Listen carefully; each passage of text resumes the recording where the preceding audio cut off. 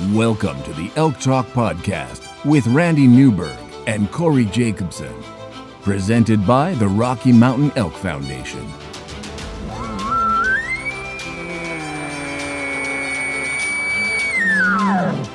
The goal is, what little you and I know about elk hunting, we share with people. I've got an elk bugle, it's like 120 yards away. What do I do? First off, the thought would never cross my mind when an elk's bugle 120 yards away to call anybody on a cell phone.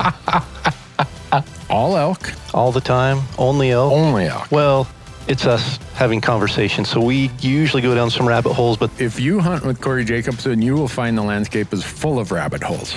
We're just going to make this up as we go. And you look at it like, oh, that's a target-rich environment. But if you're trying to single one out, a solo target there is much easier to go into than a big group. We record everything, so there's no BS and no lying, no faking it with us. Did we hit the record button? I forgot to hit the record button. If you want to know something about elk hunting, this probably isn't the podcast to listen to. Should we give them a list of all the other podcasts where they might learn something?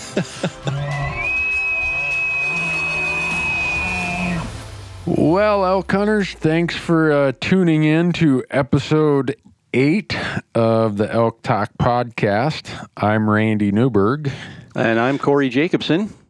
And we are in the middle of elk season. Corey, you've been traveling way more than I have. I don't know about that. You must have some really good stories that you're going to tell the audience between now and next elk season. Yeah, we've got some really good stories to tell.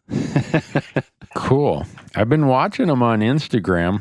What's your Instagram handle so people can go watch them if they're not? I think it's just CoreyJacobsen.elk101. You think? You say that with so much conviction. Oh, well, it's like your own phone number. When you have to give that out, it's like, I don't know. I never dial it. Yeah. Well, we better tell the world that this Elk Talk podcast is brought to them thanks to the great folks at the Rocky Mountain Elk Foundation. Absolutely. They are ensuring the future of elk, other wildlife, their habitat, and our hunting heritage. Who else makes this possible? We got Sitka gear, right? Yeah, Sitka gear. I've been putting them to the test this season for sure, including some of their new gear. Yeah, I've been using the Apex stuff, the new synthetic. My favorite part of that is there's that synthetic merino blend shirt. Yeah. Or whatever you call it. Man, I got really, let me put it this way. Other people in New Mexico got a lot stinkier than I did over the last 12 days. See, and I'm not a huge merino fan. Uh-huh. For me, I use a synthetic base layer, but our camera guy was freaking out. He used to wear a different camo, and he wanted to match us, and so he ordered some Sitka. And he was really concerned because he's a huge merino guy. And so he ordered a merino zip tee, and then he ordered the Apex hoodie, which is the blend synthetic and merino. Yeah. And he was super impressed with the Apex hoodie. And kind of the same thing. He said, I stink so bad after 2 days, I can't stand to be around myself. And he wore that Apex hoodie pretty much every day for 8 days. And we did 94 miles on foot in 8 days. And he got done and he said, this is impressive. Yeah. Well, for me, I had a guest hunter, and he'd never used merino. And he thought it was, in fact, I think he stole the version the set I brought for him. I don't think it ended up back in my truck. And then we got Gerber Gear, who makes this possible. If you get a chance, go out to Instagram, follow them. It's at Gerber Gear is where they're at on Instagram. But I've been using the Vital and Big Game Vital, the replaceable blade knives now since they came out with them. And, I kind of skipped the elk hunting thing, and I went to Alaska, right, and did a sheep hunt and a Sitka blacktail hunt. Got to use the Gerber products there. Then it seems like every trip we go on, we break something. And I'm not saying it's because of the equipment, it's because of the abuse. And, you fall on something or you drop it off a rock. And so I always carry my Gerber center drive multi-tool. And it has the little hex screws that are perfect because there's 3 of them that fit my bow and all my accessories on my bow. So I've got all of those in there, and I'm embarrassed to tell people how dependent I become on my center drive, but I think that. So does that have like an Allen head adapter then to fit? Yep. Yeah, it's got a whole string of different heads you can put in there, bits. And it's got the normal knife, the pliers, all that kind of stuff. So it works pretty good. Very cool. But yeah. And then, you were going to supposedly send me some of your line of calls. Don't you have your own, like Corey Jacobsen is the rock star line of calls out at Rocky Mountain Hunting Calls? Or am I going to have to buy those? There is an Elk 101 signature series line of calls, but nothing with my name personally on them. So now we do have 2 diaphragm calls that are Elk 101 signature series. There's the All-Star diaphragm and the Contender diaphragm. There's the Elk 101 Temptress, which is an open reed cow call.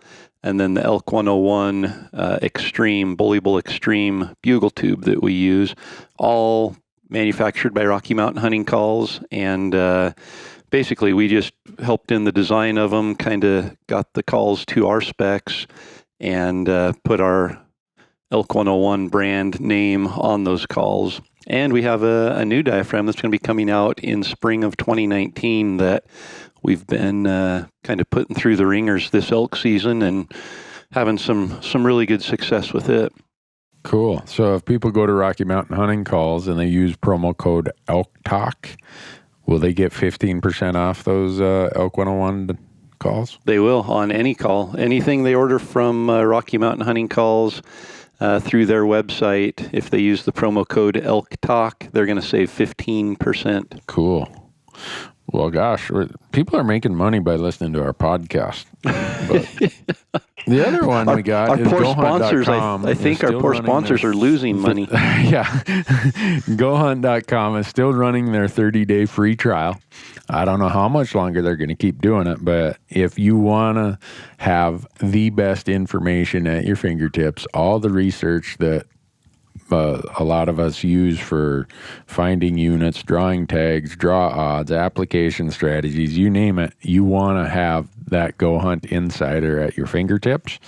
And right now, if you would go to gohunt.com/ElkTalk, you can sign up for the 30-day free trial. You get everything. None of this, tease you a little bit here or there. The whole works is available for 30 days free. Free's good, right? It's really good. Yeah, and if you can't get a feel for how much value there is in that in 30 days, 30 days is enough time to get lost and make plans for the next 2 elk seasons. It's incredibly valuable and powerful, and I can't even explain how many people have emailed in the last 30 days and said, thanks so much for providing that code. I jumped in, took advantage of the 30-day free trial. This is amazing. I did have one person email and say, well, I had to put my credit card in and I don't feel comfortable doing that. And just know you can cancel anytime, but during that 30 days, you don't get charged, and go take advantage of it. Just take a peek in there, see what it's all about. If you don't like it, if it's not for you, you can cancel anytime. Yeah. GoHunt.com/ElkTalk. For people where I grew up, you'd have to spell Elk Talk, but I don't think our audience is way out in front of that. But just the common spelling, just kind of like it sounds, just Elk Talk. Yeah, yeah.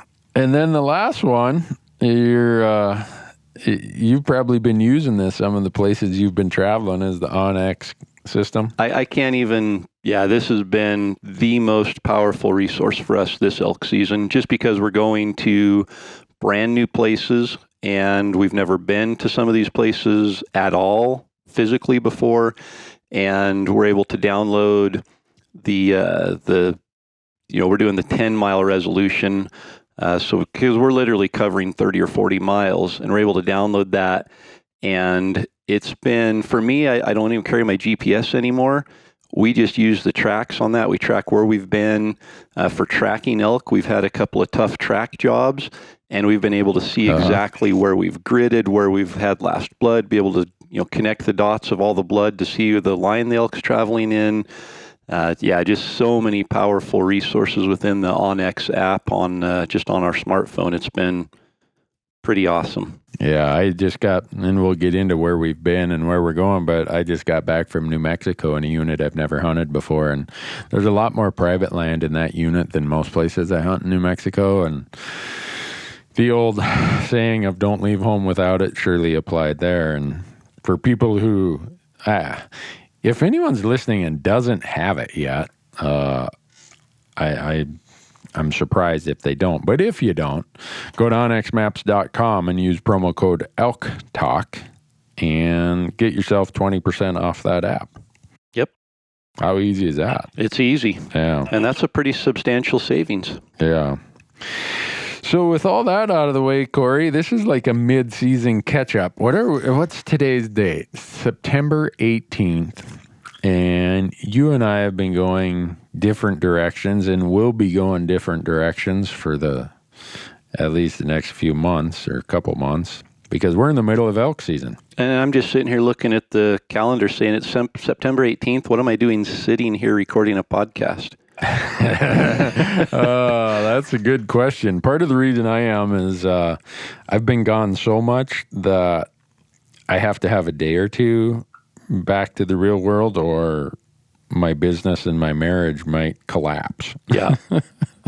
It's good. I actually have been looking forward to being home and having this time, because it's taxing. We've hunted, I think 15 days so far, with about a 4-day break in between there. Yeah. And absolutely, I'm living the dream. I don't deny that, but it's not all glamorous, and it takes its toll on the body and on the mind, and it's good to have a couple days of downtime to recharge.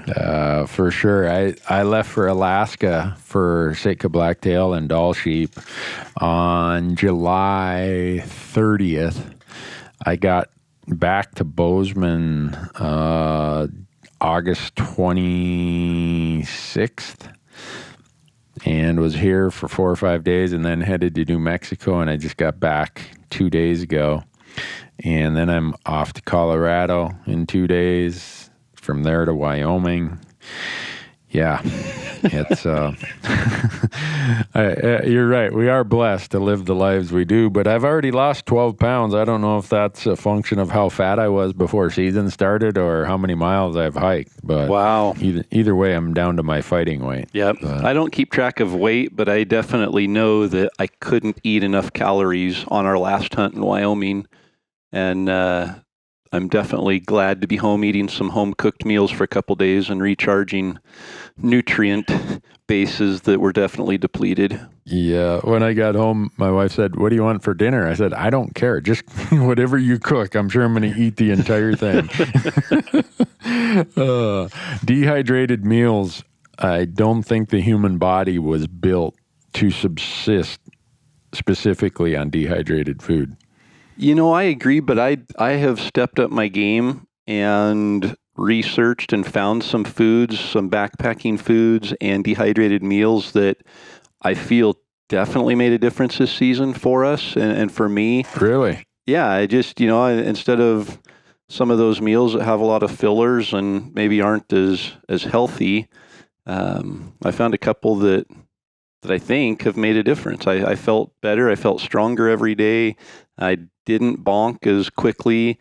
Like I mentioned, we did 94 miles in Wyoming in 8 days of hunting, and that's, tracking on OnX on foot. Yeah. And by the 8th day, I bonked that evening. If we would have shot an elk right at dark, we may have had to find a different way to get it out, because I don't know if physically I'd have been able to do it. But up to that point, it was incredible just to be able to go day after day and do that many miles. So are you willing to share with me some of these, or do you want me to continue to deteriorate and have my health and my longevity suffer because of the poor quality of, or not poor quality, but the inhuman consumption of fiber and salts that I've been subjecting myself to, or is that like top secret that you're not going to share? Yeah, I'll share with everybody else, but you're going to have to take your headset off for a minute while I share it. And I just want to I want to make sure I can keep up with you when we hunt together. Trust me, that won't be a problem. You know where to find me. No, is it a company, or is it something you're making and putting together yourself? No, it's there's several companies, and I think dehydrated foods, freeze-dried foods have come a long way in the last couple of years, especially. And there's a lot of new players in that market that are more conscientious to nutrient-rich foods that are healthy and that are made to sustain you while you're putting out a lot of physical exertion in the backcountry. Mountain Ops is one of the companies that's going to be bringing those types of meals to the market in the near future, and I had an opportunity to test a couple of those. Peak Refuel, they're another company that's making other options that are super delicious. I grabbed some of their breakfast stuff. Yeah. Are they? I think they were the ones who made the raspberry and granola and the strawberry and granola that I had. Yep, that's it. I am on that. That's tall. That's for me. I usually look forward to the dinner, but because I haven't found a good dinner replacement, I was eating more breakfast than I was dinner. But yep. Oh well. Yeah, they were good. They've got a couple that were really delicious. Off Grid Food Company, they're making healthy, organic, they've got quail and buffalo and other organic meats that they've sourced, and they've got some good meals. Humble Foods is one that hasn't come out yet that I was able to sample some of that, and they're all actually gluten-free, which, I've been doing some gluten-free, dairy-free, sugar-free, and of course during hunting season, I let that slack a little bit, and it's been good. I'm certainly, I wasn't planning on doing that forever, and I introduced some of those again at a very minimal level, but it's been good to have those. And then, Backcountry Fuel Box, Cody Rich is doing the Backcountry Fuel Box, which is a monthly subscription thing. And I signed up for that. And so I'm getting that. And through that, I've found a ton of other Green Belly makes a meal that's 1/3 of your caloric daily intake in this super lightweight little bar that I pack that every day in my backpack. And there's some other Big Sur bar that was really good. So, Honey Stinger, just a bunch of these different foods that I've been able to kind of build a really solid food list for going on a backcountry type hunt for 8 days, and they're good. So it's not like I'm having to gag them down. Yeah. Well, I was on Cody's podcast, Rich Outdoor Podcast, and he turned me on to that Backcountry Fuel Box. And I took 4 of the boxes that he'd sent to New Mexico, and we just experimented. Everybody in the crew grabbed something different of what worked and what they liked, and everyone issued a report. But I'm grateful to Cody for putting that together. That's where I found out about that peak breakfast stuff, and we're thankful that he's doing that, because it's definitely widened our horizons. But I'd be interested if people listening have other ideas. Marcus said he's going to start making some at home. I don't know how you make that stuff at home. I'm not that smart, but I'm I'm to the point where I'm going to start doing something, because I calculated that in New Mexico I'd eaten my 25th day of dehydrated food meals already this season, and I can't do that forever. I'm too old. That's a lot, yeah. No, and I think it's dehydrated or freeze-dried food isn't necessarily the issue. It's the ingredients they're putting into them that Yep. are the issue. So just getting that good balance of all the nutrients and what your body needs. And for me, calories this year were incredible. I was eating close to 3,000 calories a day and thought I'm doing good. I typically have sugary trail mix. I typically have a Snickers bar, some of these things, and I cut all that out and had, dehydrated blueberries, dehydrated cranberries, sliced almonds, some of those things for trail mix. And, my sweets came from honey stinger waffles, which are, more of a natural sugar from honey rather than a processed refined sugar. Yep. And so all of that, I was getting about 3,000 calories a day, and probably snacking on a little granola bar here and there, something to supplement. On the last day at about 4:00, I had gone through all of my food in my pack. And I had packed extra food that day knowing we were going to be going steep and deep. And I turned to Dirk and Donnie and said, "Hey, do you guys happen to have extra food? Did you bring anything extra? I'm starting to get a little shaky and I've eaten all my food." And fortunately they had extras, but I ate another half of a green belly bar, which is probably 380 calories. And I ate another honey stinger waffle, which I think is 150 calories. Anyway, at the end of the day, I had consumed 4,000 calories and still felt weak. And you do that many miles in the backcountry and steep country. We were leaving the truck at 6,000 or 6,200 feet, and we were hunting at about 8,400 to 8,600 feet, topping out at about 8,900 feet every day. So we had major elevation changes. We had major miles, and my body needed fuel. Yeah. Well, that gets us into one of the, I think we've already started down the path. One of the topics that we wanted in this mid-season catch-up is what's working. I think we talked about the Sitka Apex stuff working.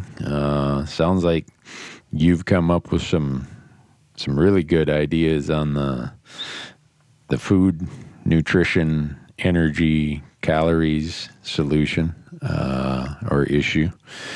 Any other things on the what's working? Because I know you're like me, Corey. Every year you're tweaking and experimenting with something different. And I know our audience is always curious about what we're using and what we're trying and working on.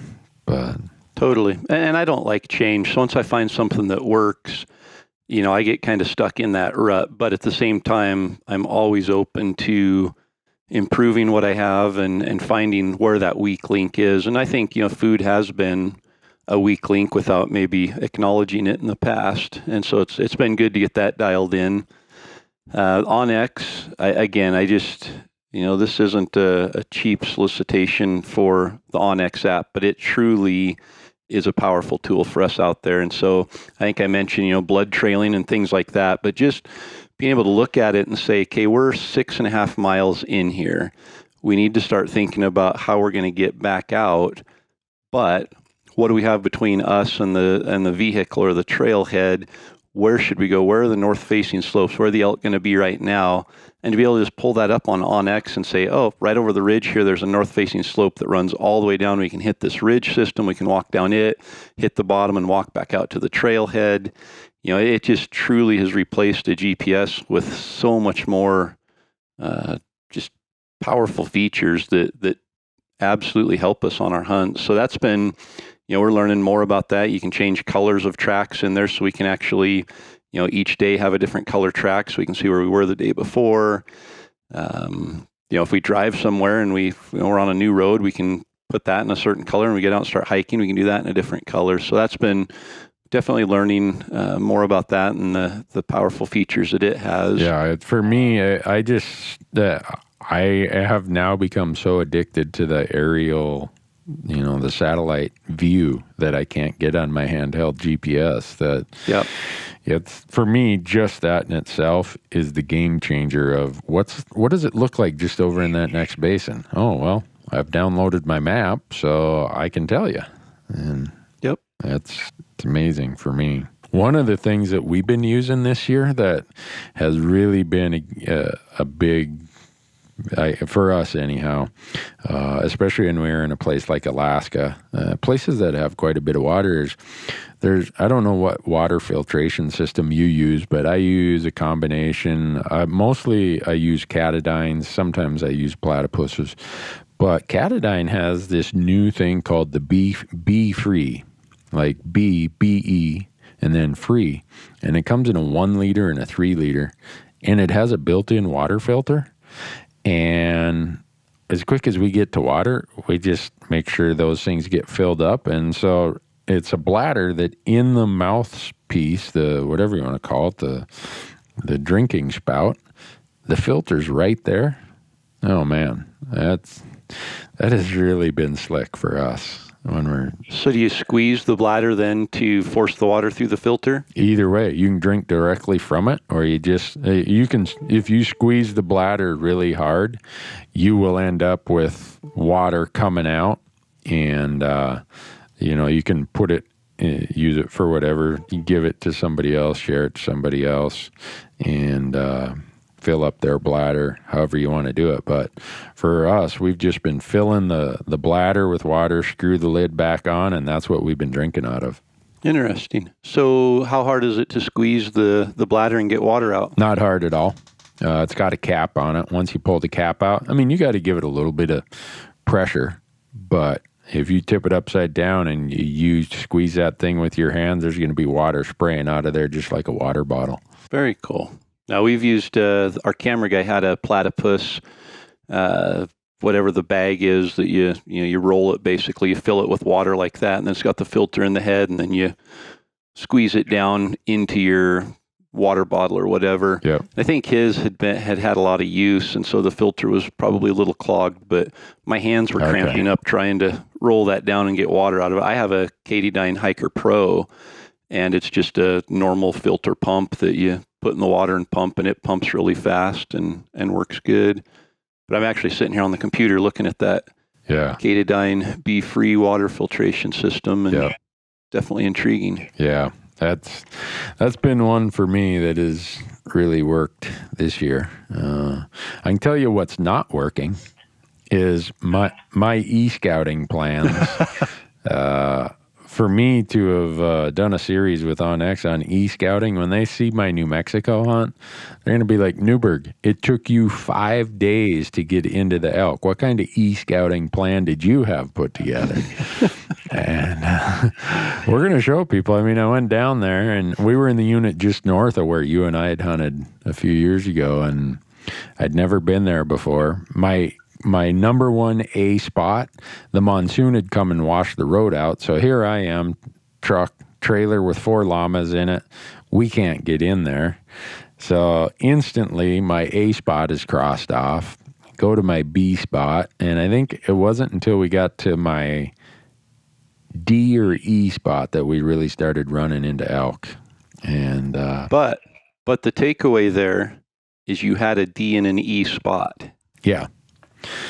Yeah, and you and I have talked about this on past podcasts, and my camera crew is asking me, Randy, how long are you going to give this spot?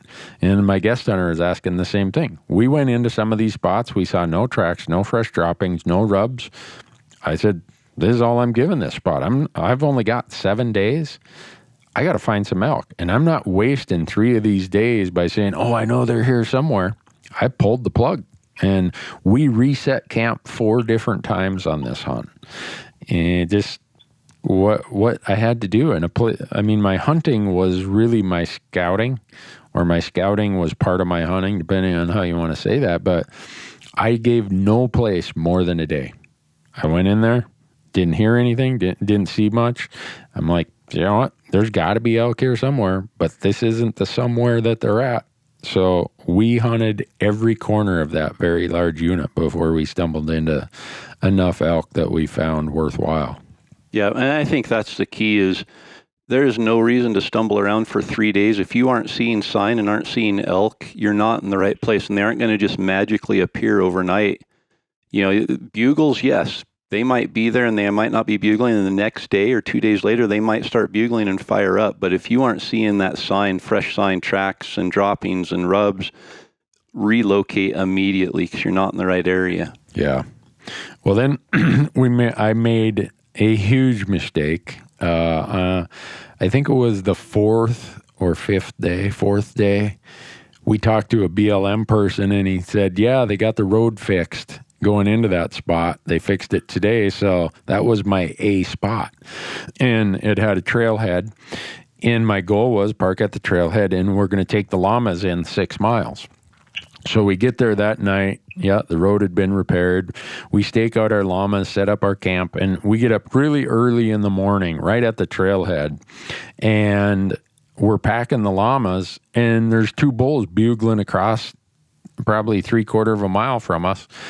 And everyone's looking at each other like, boy, imagine how many elk are going to be 6 miles in here if they're bugling at the trailhead. Well, we should have just went right after those elk right there and not finished packing our llamas. We should have just said, you know what, we can come back and do this in the daylight. Yep. Well, I didn't do that.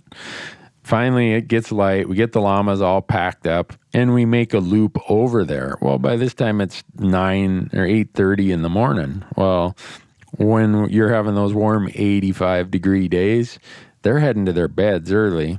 And so we never got a response out of those elk once they went to their beds. And what'd we do? We left elk to find elk. So we take the llamas in 6 miles, one way, fully loaded, carrying water, carrying all of our production gear, and we did not hear a bugle in there. I know that, whether you're fishing or hunting, you don't leave fish to find fish. You don't leave bugling elk to find bugling elk. You stay there and you work those ones, and if that doesn't work out or you mess it up, well, then you go somewhere else. That was such an amateur move on my part, Corey. All I could do is turn to the camera and say, guys, I screwed it up. I should know better as many years I've been hunting elk, but that's what I did. Totally. We had a similar situation in Wyoming, and we know it. We've hunted there in the past. It's good early because the bulls haven't herded up yet, and they're separated, but they're close by, so you can hit ridge after ridge and find, a solo bull. And I think it was first or second day, our camera guy started laughing, and he's like, that has to be the best line from this season so far. And I said, what? And he said, you just said you're taking inventory of elk. And we were kind of doing that. We were hitting the ridge and we're running and bugling and getting an answer and moving on to another one and kind of doing what you're talking about, leaving elk to find elk. And I told him, it's part of my strategy. I'm taking inventory to find out where these bulls are. And of course, when we came back, they weren't there. They weren't bugling there, and it backfired on us a little bit as well. But I thought it was really cool that we were taking inventory and we're marking down where all of these elk were. And like you said, if you get an elk bugling, there's no point in doing more scouting that day. Go and hunt, and then if you need to scout from there, you can scout the next day. Yeah, or get up earlier and go in the dark and do more inventory counting. Yep. I kicked myself because those 2 bulls were really getting with it, and you know how it is. That's one of the things you hope for, is that you end up, you can put yourself between 2 bulls that want to show off. It's like, that was such a perfect setup. And what did I do? I stayed at the trailhead packing our gear and getting our llamas loaded, thinking, 6 miles in, there'll be 12 bulls bugling, not just 2.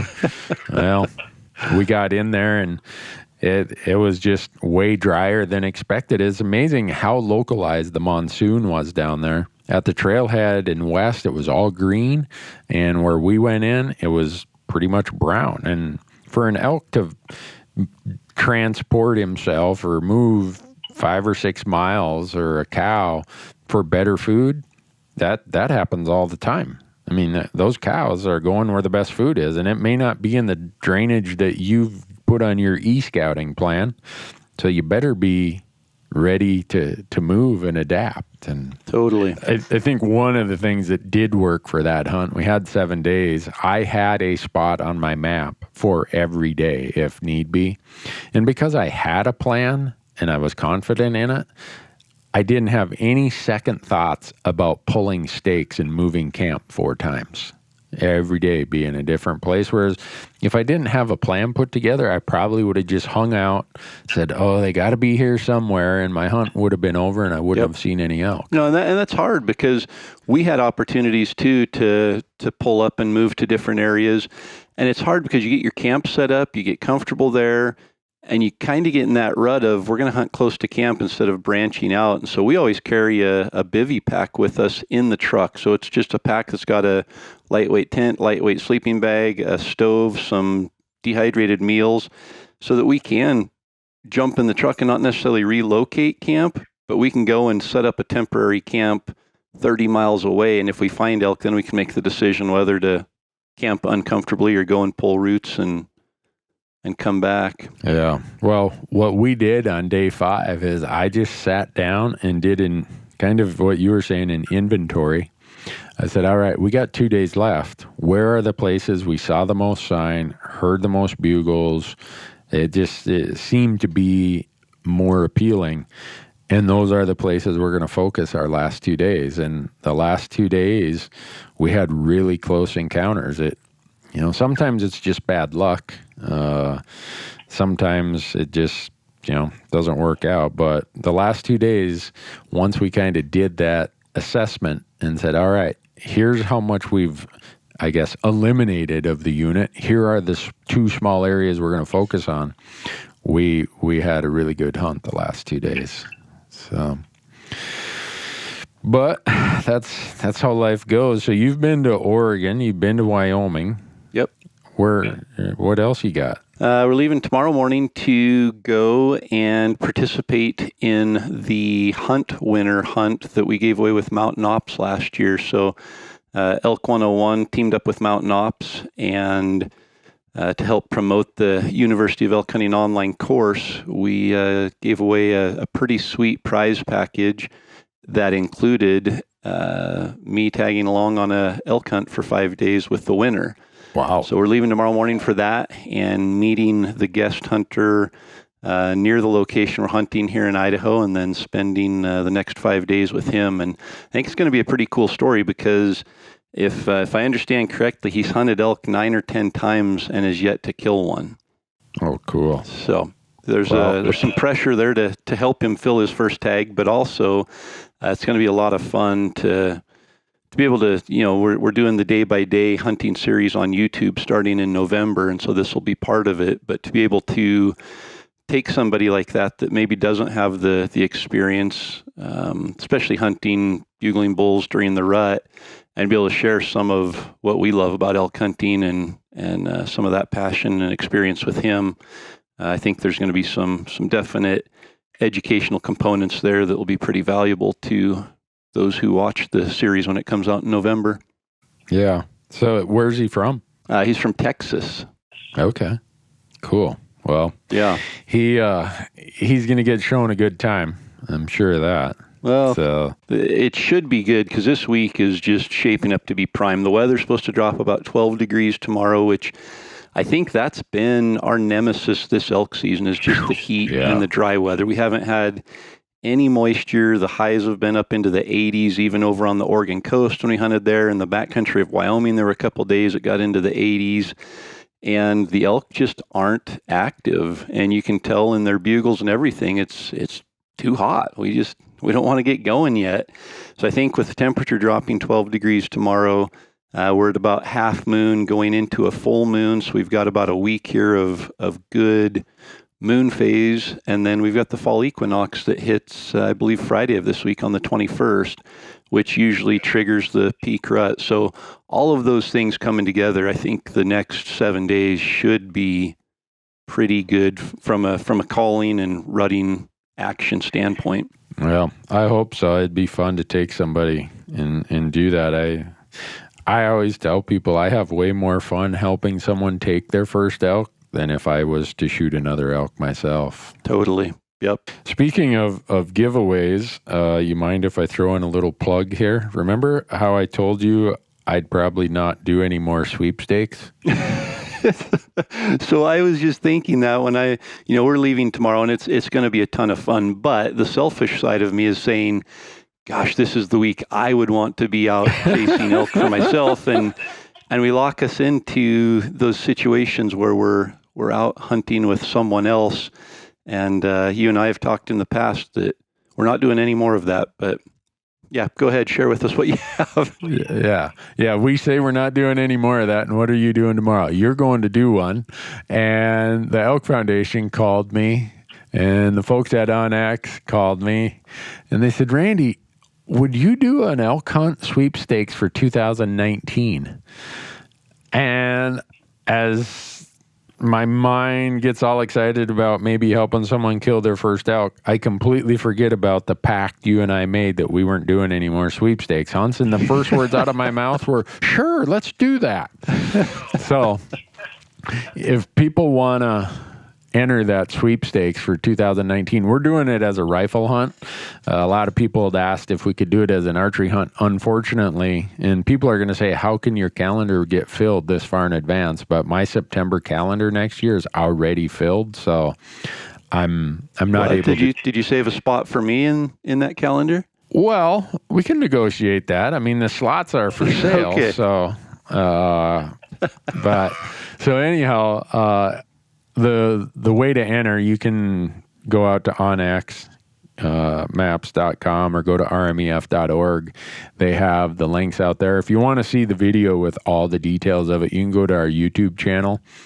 We just posted up a video the other day about how you win this elk hunt, and we're going to apply them in Wyoming in January, whoever the winner is. If they don't draw there, we're going to apply them in Montana. And if they don't draw there, we've got the fallback option of an over-the-counter hunt in October or in November in Colorado. So we're going somehow, and that includes travel. Sitka Gear's throwing in a whole set of gear for them. We'll provide everything. So hopefully some people will sign up. I don't know. They might say, hunting with Newberg? No thanks. And I promise. After you just got done telling them it took you 5 days to find the elk in New Mexico. I know. It's a 5-day hunt. They're probably going to say, well, if it took him 5 days to find elk in the peak rut, why would I want to go with him in a post rut or late hunt? But I can promise you, somewhere along the way, we will find a Dairy Queen. So, I mean, it might be a glorified Dairy Queen visit, but I think we'll have fun. That's awesome. So from there, then, so you're doing all this, and we don't want to let the cat out of the bag, Corey, but you're going to take this season that you're doing here, and then it's going to be on your Elk 101 YouTube channel in November? Yeah, so we're filming. What we've always done in the past has been, more film style, where it's a 20 or 25 minute film that shows the highlights of the season and some of the action, and it usually has a theme. We don't ever set the theme ahead of time, but typically, there's some kind of a hardship or some kind of epic action or something that ends up being the theme of that film. And this year we really wanted to capitalize on sharing the educational side of it, because we get a lot of, we share these films and people say, well, I learned this or I learned that, but I want to hear a play-by-play of what you're doing. Even if we sit down after the hunt and go through and just do audio voiceover and explain why we did this, why we did that. And those I don't feel there's as much value in those, or they aren't as helpful as in the moment talking about it. So that's been our focus this year, is having a camera guy. We're mic'd up, we're wired up with microphones. We've got a selfie cam for the caller who's back behind, and he's talking to the camera the whole time saying, the bull just responded, I'm going to cut him off, I'm raking a tree, I'm doing this, and then the camera over the shoulder so the shooter is able to talk and explain what he's seeing and what's going on. And it's going to be day by day, so it's more documentary style. Starting August 25th, when we hunted opening day in Oregon for Roosevelt elk, all the way through the first week of October, when we go and hunt with the Hunt of a Lifetime hunter who's coming out from Pennsylvania. We're going to be able to take the viewers into each day of our hunt and see what we're doing in the morning, how we're getting into the areas, how we're locating elk, how we're setting up, how we're trying to call them in. they're going to see some pretty epic fails, and hopefully there'll be a few successes to share along the way. But they're gonna get to see it all, and it's going to be pretty raw and unedited, and just kind of hopefully feel like they're right there with us hunting. Cool. Well, we've been doing a lot of day-by-day hunts, if you want to call it that. We just do them by the hunt. We don't do a whole season. And what we've found is out on YouTube, folks like that style. They don't necessarily want this highly polished, full of music sort of thing. And we just show the struggles and the challenges and let the chips fall where they may. And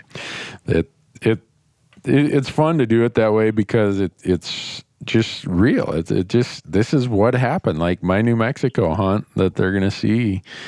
I just admit, yeah, even though I have these platforms, doesn't make me the world's greatest expert. Look, I've spent most of the summer researching this, and I show up and everything's different than I expected.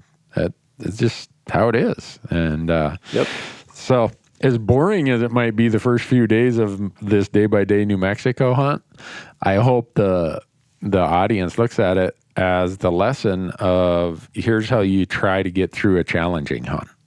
Everyone wants to have these perfect, hey, I showed up, everything went according to plan, the elk read the script.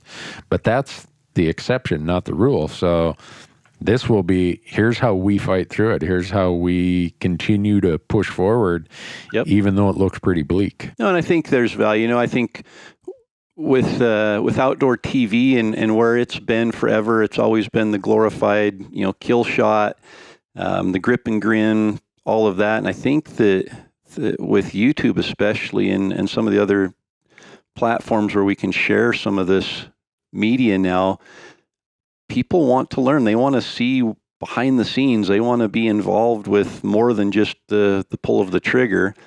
And hopefully there's some trigger pulling to show success and to actually put some success behind the efforts. But it'll be interesting to see, how much attention we captivate, because it's going to end up being, I would guess, in the neighborhood of 24 to 28 days of day by day. Each day we'll launch a new day, and it'll go start November 12th on the Elk 101 YouTube channel and go every day until we're done elk hunting. So cool. Yeah, if you're listening, definitely go and subscribe to the Elk 101 YouTube channel, and that way you get the notification as soon as it's up, and set your calendar for November 12th, because that's when day one launches. Yeah, well, go do that, folks. You'll enjoy it, I'm sure. And it's interesting that you will have wrapped up most of your elk hunting by October sometime? Yeah, the Hunt of a Lifetime hunt, I think, ends on October 7th. But from there, and we may throw in some more of the hunts that we do, but I'll be focusing more on my kids. There's a spike rifle season that opens October 5th through the 14th here in Idaho that they'll be able to go out and hunt, which both of them have already said they aren't too sure if they want to shoot a spike.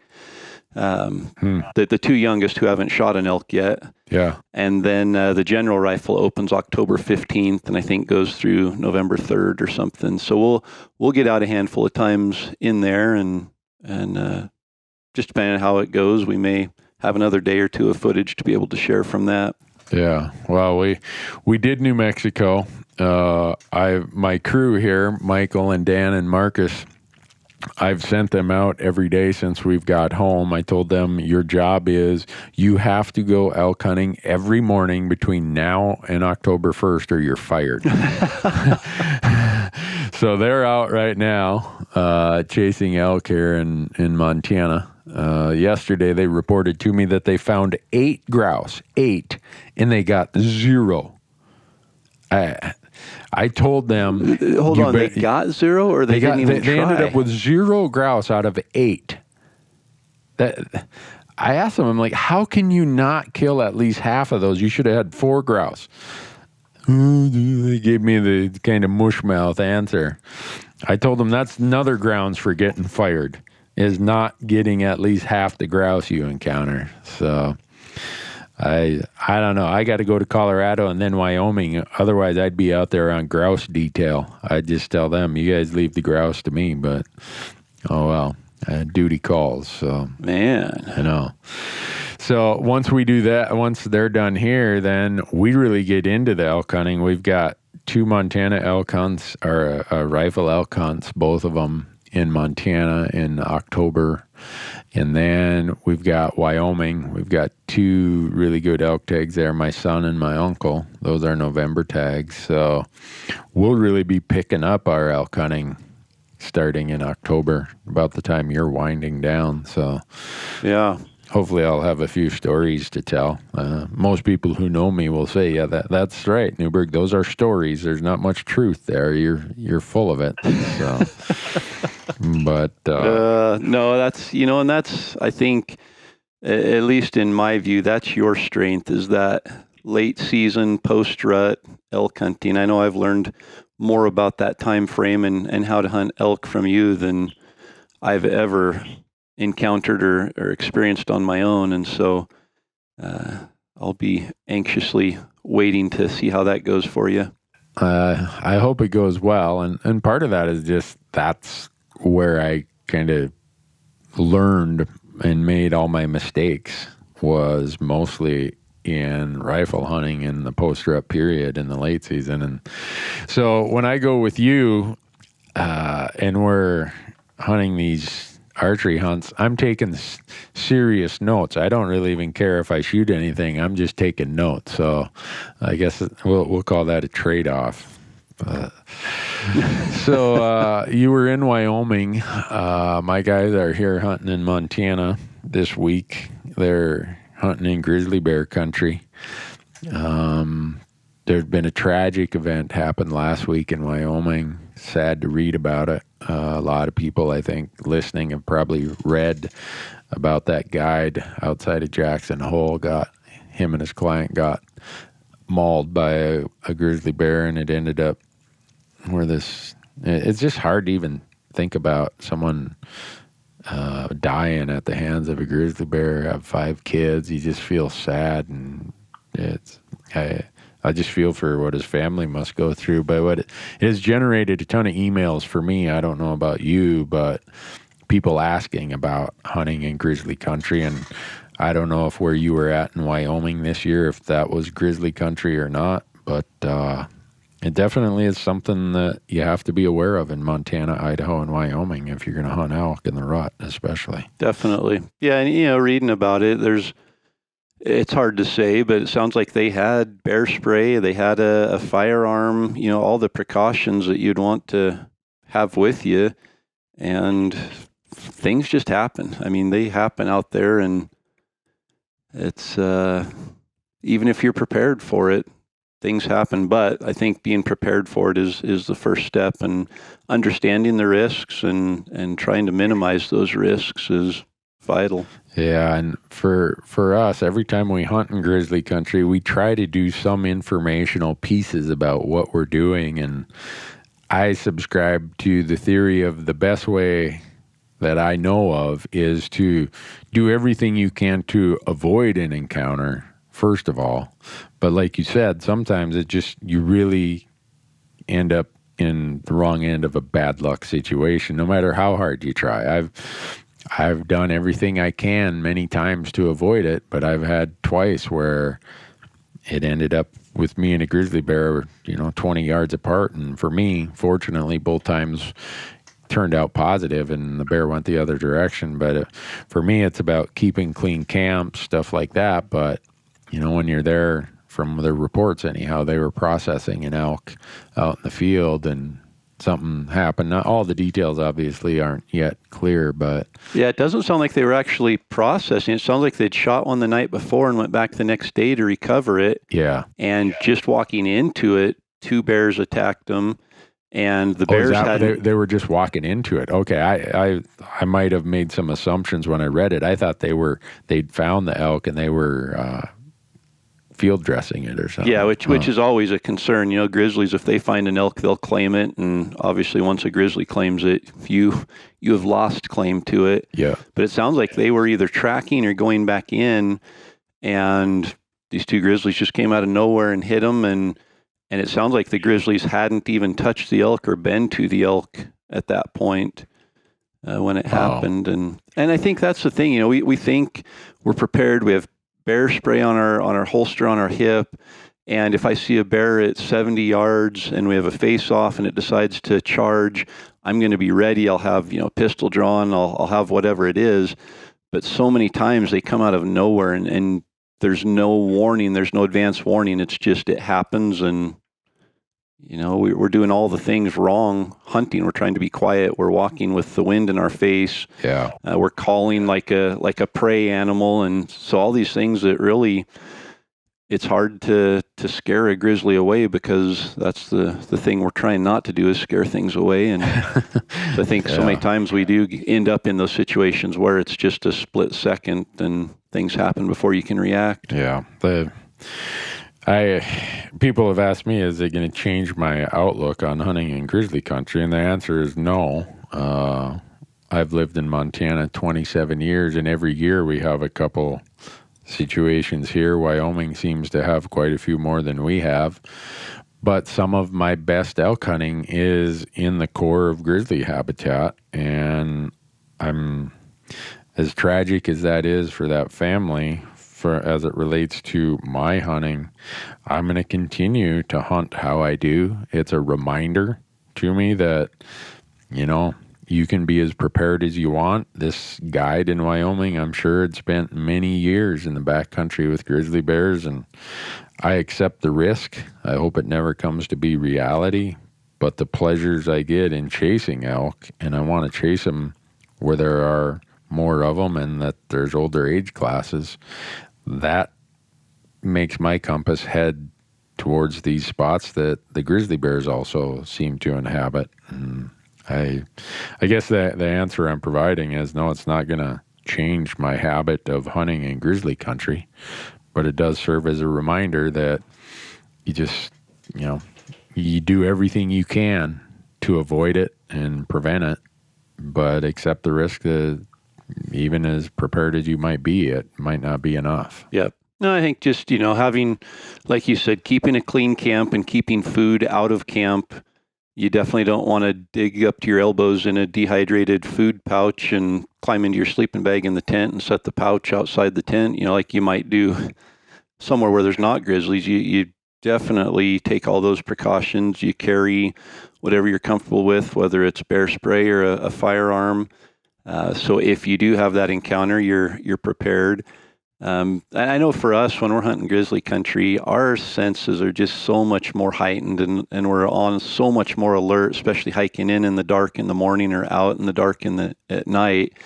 You know, you get in those creek bottoms where there's willows and you're going through and can't see 3 feet in front of your face. You're thinking more, you're stopping and listening more. I think just being aware that you're in grizzly country, there could be an encounter, and trying to minimize those encounters and being prepared at all times for them is definitely important. Yeah. Well, and you know, the part for me, I'd say the time I get the most unnerved is once we have an animal on the ground and we're cutting it up and we're hanging the meat.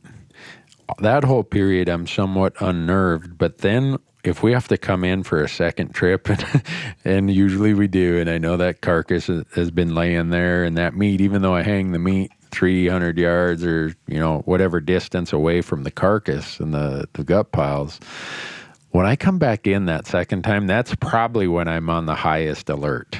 It's like, yep. Oh, gosh. And I never go in and get that second load in the dark.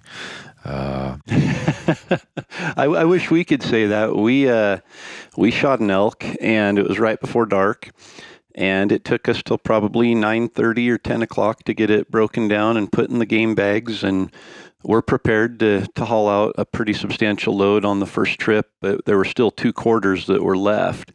And so we packed them 200 yards down the ridge, put them along the trail there, and set them down in some willows.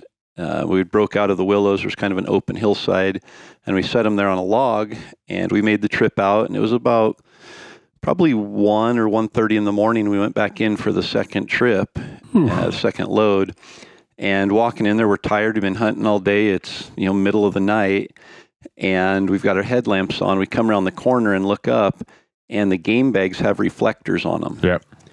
And that works really good for being able to spot the game bags in the dark, but it also works really well at giving the appearance of two eyeballs looking back at you from the edge of the willows. And I would be lying if I said that a couple of firearms weren't drawn and bear spray was in hand. It's just one of the, you're walking up there, it's dark, it's open, or it's brushy, and all of a sudden you break out into the open and look up with your headlamp, and there's two silver reflectors about eye width apart looking back at you from where the elk meat is. It gets the heart racing a bit. But fortunately, that was our only encounter with potential bear on the meat after we'd left it and gone back to retrieve it in the dark. And we quickly loaded on the packs and walked very quickly back out of there. Yeah, I've thought about that before, and I've just always told myself, you know what? Go in. My hearing's already compromised due to old age and abuse of my ears. So I'm going in there with mostly visual acuity. I want to be able to see, and I don't know. That's just how I do it. I know other people would probably say, Newberg, you're a wuss. Yeah, I am. But oh, well. So I don't know if we want to get too political, but I found it interesting that about the same time as the attack happened last week in Wyoming, the first grizzly bear hunt that had been slated to start in Idaho and Wyoming was blocked by the U.S. District Judge. Be able to do more review on it and determine if they really were ready to be delisted or not.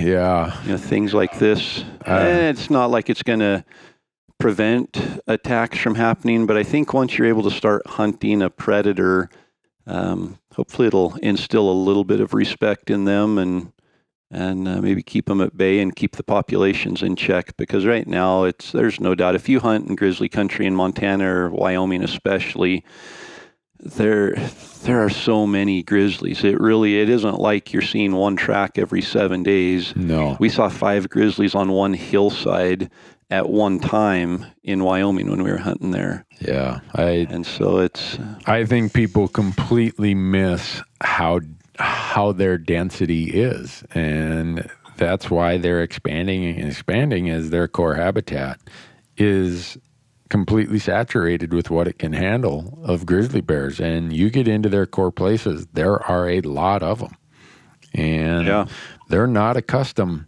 to having to accommodate you. They expect you to accommodate them, and they're called horribilis. I think Ursa horribilis is horrible. They're called that for a reason. They have an attitude. And this time of year, what is it? Hyperphagia, I think is the term. They're putting on the feed bag in a big way. So, but there's definitely some, I don't know if irony is the right word or coincidence or just bad timing or whatever, but to have that court case and that mauling death happen within days of each other definitely has the grizzly bear issue high on everyone's radar list at this point. So front and center, yeah. Unfortunately, the rest of our hunts this fall are not in grizzly country, and we'll be able to sleep easy at night and not have that risk. But it's and like you mentioned, some of the best hunting and the least amount of hunting pressure are in those areas where there are grizzlies, and so you just have to weigh the risk versus reward. And it's not like you're carelessly and recklessly going in there saying there's no other hunters, I'm going to take this risk and hope it works out. But it's something to consider as you're planning a hunt. Is it grizzly country, and what am I going to do to make sure I'm prepared? Yeah. Our 2 rifle hunts are right on the fringe. The October rifle hunts in Montana are on the fringe. There's occasional grizzly that goes through there, but it's not in the core habitat.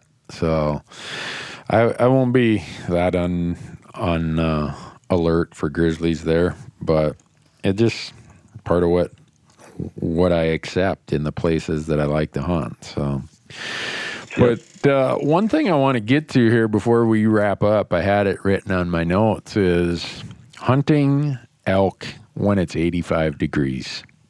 In New Mexico, we had highs ranging, I think one day it was 84, another day, it was always bouncing between 84 and 86 degrees. And my experience was we had a perfect moon phase. It was a new moon. We'd had a serious monsoon that washed out the roads the week before we got there. So there was water in every little mud puddle. There was water in every low spot, every depression. It just seems that, and not just this hunt, but when you and I hunted down there 2 years ago, when I've hunted in Montana when it's been really hot, the elk are starting to do their thing, but they're doing it at night. They were done talking and they were in their beds within a half hour after the sun coming up, and they weren't getting out of their beds until 20 minutes before the end of shooting light. And I don't know, I don't have a solution to that. You got any thoughts? Any solutions? Yeah, to that? I think we encountered the same thing both in Oregon and in Wyoming. And, we've talked a lot about moon phase, and that hunting on a full moon is tough because they go to bed earlier in the morning because they're able to stay out all night. And in the evening, they come out of their beds later because the same reason.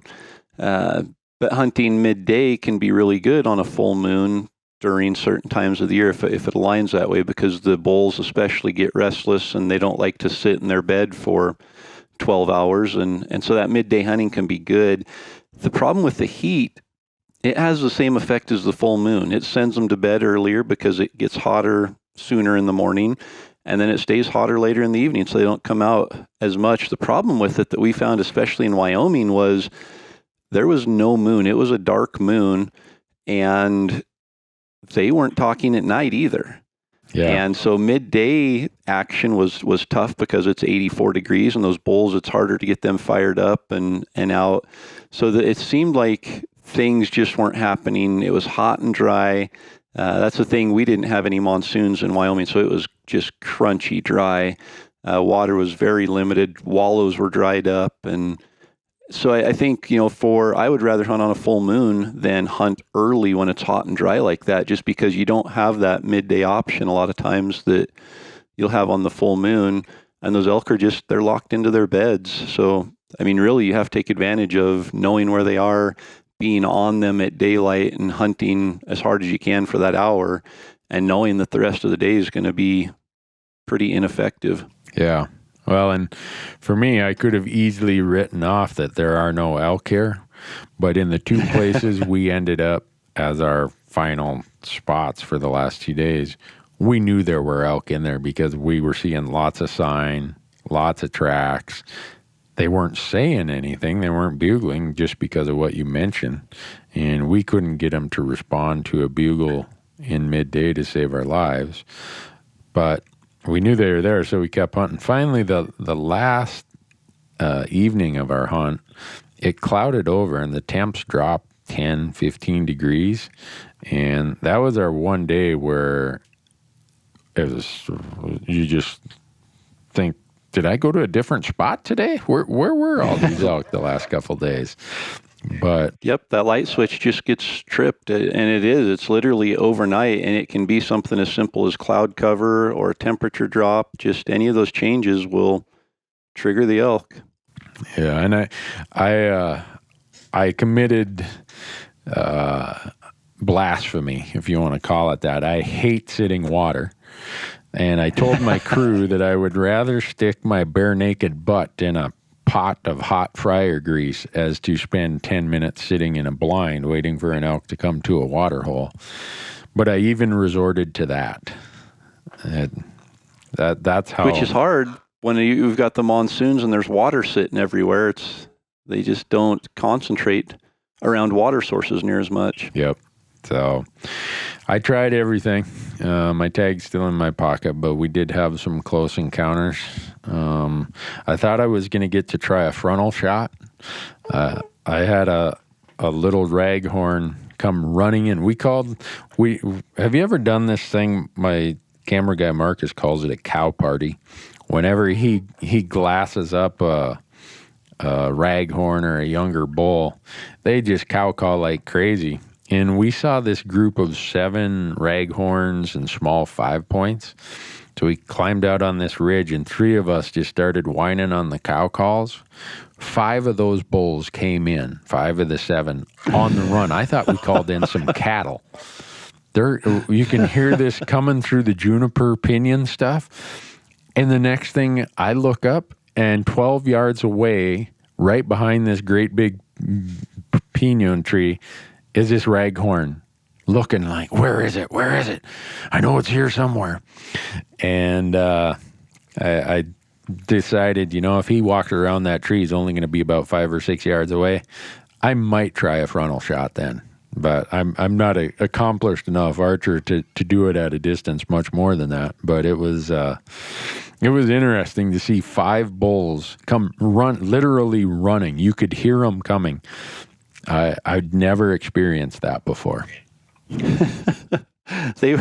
Sounds like they were younger elk, and they're probably coming in asking the question, "Are you my mommy?" That's probably what it was. They were not, they weren't big old mature bulls, which is part of why we decided to do this. We knew they were all exactly 2.5 and 3.5-year-old bulls. And boy, that was interesting to we didn't see them coming. You could hear them coming. And you know how that thick pinion juniper is. You don't see them until, well, I thought I was going to have an extra minute or 2 to find some shooting lanes, but no, he was.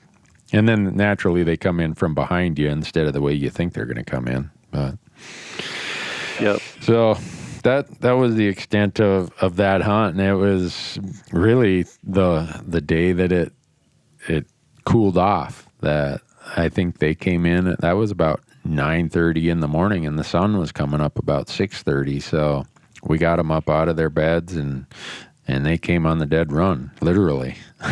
Well, on the live run, none of them were dead. So, no, and for us, it was tough that we had to get the elk to bugle. We didn't hear hardly any bugles on their own, which usually in Wyoming that week that we're there, it's they're bugling on their own pretty good. Yeah. And it was Thursday morning, which on the calendar, I guess, would have been the 13th, and then Friday the 14th, that they really, the light switch hit over there for them, and they started talking on their own. They were bugling until 10 o'clock in the morning, sometimes on their own. We got some midday action going, especially later. Usually we like that midday, noon to 2 o'clock. This year it seemed over there that they were bedded down and they were pretty quiet, but about 2:30, 3 o'clock, they started getting a little bit restless, and we were able to have some success calling them then. But it definitely turned on better. I'd love to be there this week. Yeah. I'm hopeful that here in Idaho, where we're going, with weather change, that it's going to be really good here over the next 7 days. Yeah, well, I hope you have a great hunt. We're going to have to. I don't know how we're going to connect again. Our schedules are so crazy between now going forward. So hopefully the audience will give us a mulligan or two that, hey, we understand, guys, because the number one thing we want all of you to do is make sure at this time of year you are out enjoying this. We wait 11 months for this prime period, and it's here. So hopefully they're out doing it, and they understand that if there's we miss a week or something in the podcast, that it's because we're out, quote unquote, doing it. Yep. No, and I think we've got a couple opportunities, hopefully, for some more podcast content here. We had a bit of a situation in Oregon hunting Roosevelt elk that required some backcountry emergency first aid and transporting a person out of the backcountry.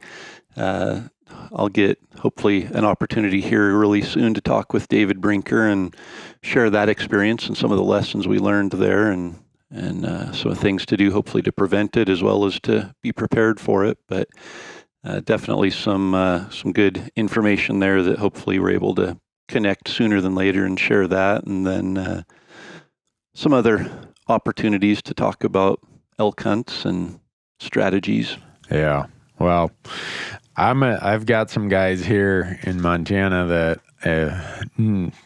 because it's impossible for you and I to get together with all these guests, I'll probably grab them and do the podcast myself with them. But there's some fun people who are here elk hunting that I'm trying to corner them for a podcast.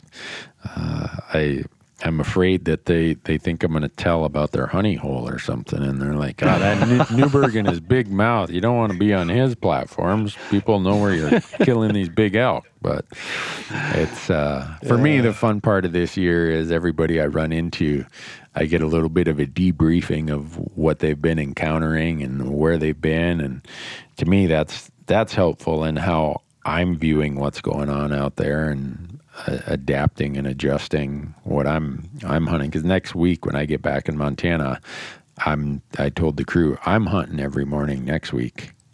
You guys hunt every morning this week, so the grouse are in trouble next week. That's right. Well, I did manage to bring a couple grouse back to camp while we were in Wyoming, and I'm pretty sure in the video I mentioned that they were for you, and we went ahead and ate them. I didn't save them for you, but we did hunt them and shoot them for you with you in mind. So, well, the elk season hasn't been a complete loss.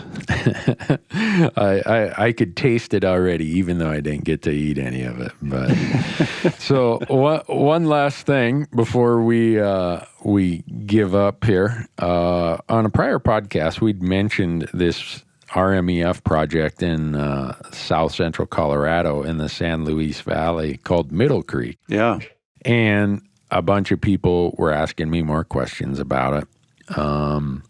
And if you have the Onyx system and you click on the layer on that says RMEF properties, what those are, they're not properties owned by RMEF. It's properties RMEF has acquired and turned over to either the Forest Service, the BLM, or the state agency.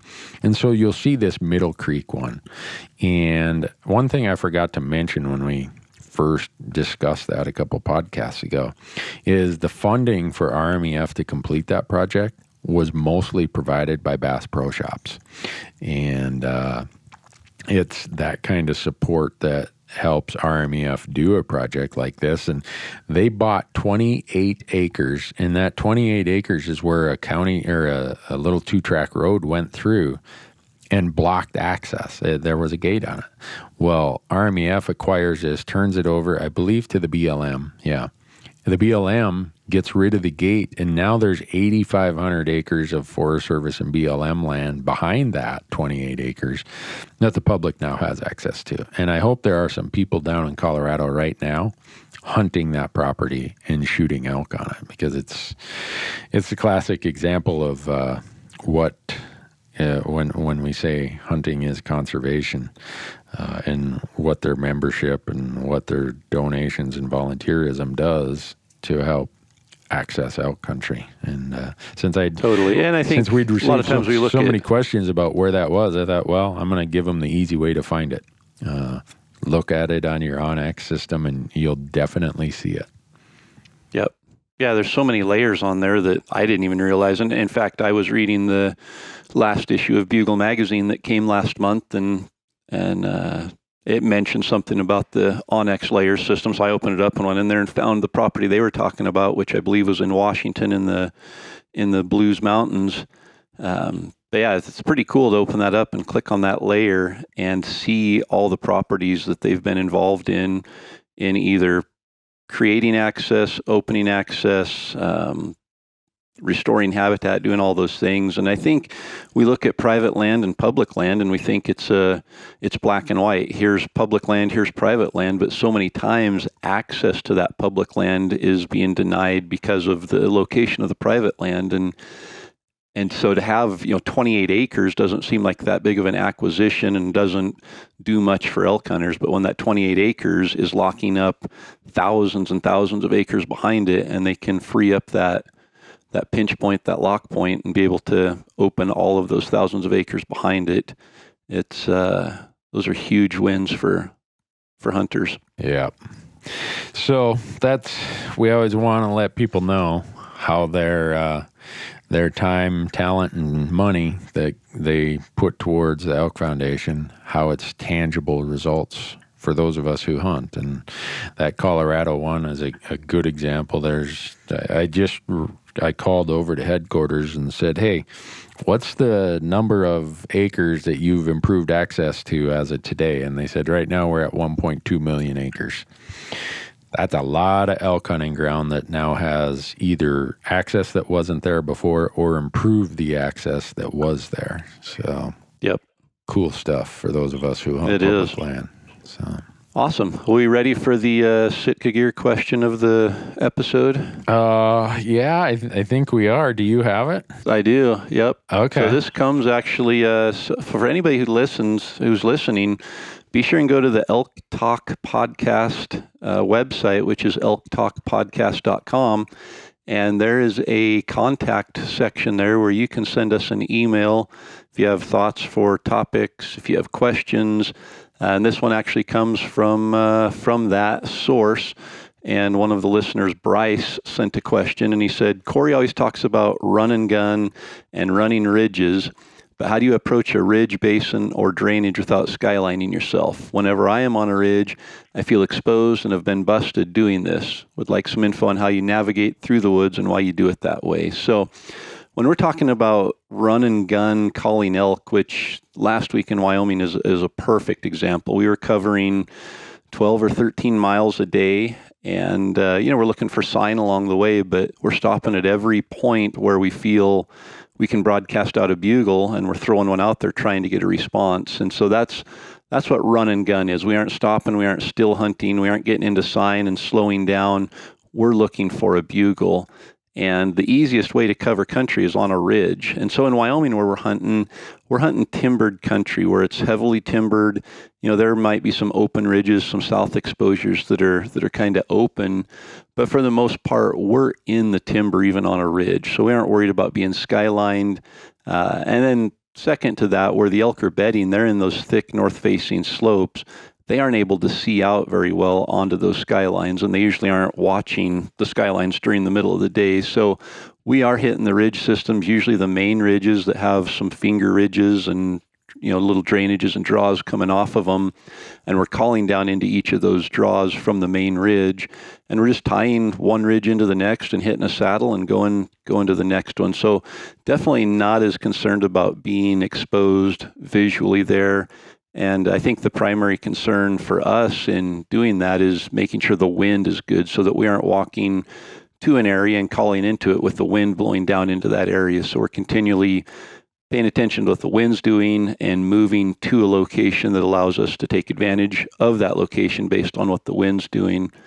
I think if you're hunting some of those more open areas, some of the desert states and things, you have to be a little bit more careful about being on a true ridge. And at that point, you are skylined, especially first thing in the morning or in the evening, when the elk are active and when they're out. If you're on a ridge and you're walking along that ridge bugling, they're going to locate and pinpoint where you are. They're going to look up there and see you skylined there, and it's not going to work out. So if I am hunting that more open country, I'm making sure I'm stopping where I have cover. There have been a lot of times that we've called from an open hillside and an elk responds 100 yards away and we're stuck. We have nowhere to go and set up. We're caught out in the open. And so we're more selective about where we do stop and call. So if there is an elk 100 yards away, we have cover to take advantage and set up right there, as well as not getting picked off from 1,000 yards away as an elk looks up on the hill and is trying to visually locate where that sound is coming from. So great question. And obviously terrain is going to dictate how you do things, but you don't want to be skylined. You don't want to be smelled, and you want to move as quietly as you can. Yeah. I end up that question applies a lot of times in rifle hunting for us, because by that time in the post rut or late season, you're not going to be doing a lot of calling, but you certainly, just like in what you talked about, you don't want to be skyline. So we will use ridges because, like you said, you can cover so much ground with ridges. Also, if you're up higher, you looking down into things is way better for glassing than trying to look up. Same with shooting angles. If you're talking 200, 300, 400 yard shots, if you're above the animal, you're gonna have way better opportunity for shot angles. So we use ridges a lot, but if there's a bald spine ridge, we're gonna be off on the shaded side of that ridge, below the skyline, moving, and know that, all right, there's a little draw, there's a little piece of brush or whatever that we can come back up to the crest of the ridge and glass down in the other side. We're using cover. It might be rocks, might be brush, whatever it is, but we're going to try our best to stay on the shaded side of the ridge. Usually also, if there is any cover on the ridge, it's going to be on that shaded north or east side. And so it allows you to cover a lot of terrain in a hurry and do it without looking like a big light bulb up there, because if elk see that, the gig's up. Almost as, not quite as bad, but almost as bad as if they smell you. And so it requires totally 2 or 3 minutes of looking at it and saying, okay, I can do this, and this is how I can negotiate this ridge or get over to that next series of canyons, the head of those, or to this next spine, without having to show the whole elk world where I'm at. So, Well, Corey, thanks a ton. Thanks for everyone who's listening. I look forward to your reports from Idaho. I think that'll be a lot of fun for you, even though you're not the tag holder. Hopefully you'll we may be able to make it out for a couple more days as well. So yeah, I was gonna say you'll find some days to squeak in there, I would hope. I hope so as well. Well, everybody, thanks for listening. I hope you get out and do your elk hunting. It is the season. Don't waste it sitting at home watching TV. Absolutely. Football is not that important. And it'll still be on when elk season's over. Yeah. Yeah. All right, everyone. Thanks for listening. Awesome. Until the next time. Take care, Corey. You too. Thanks, Randy.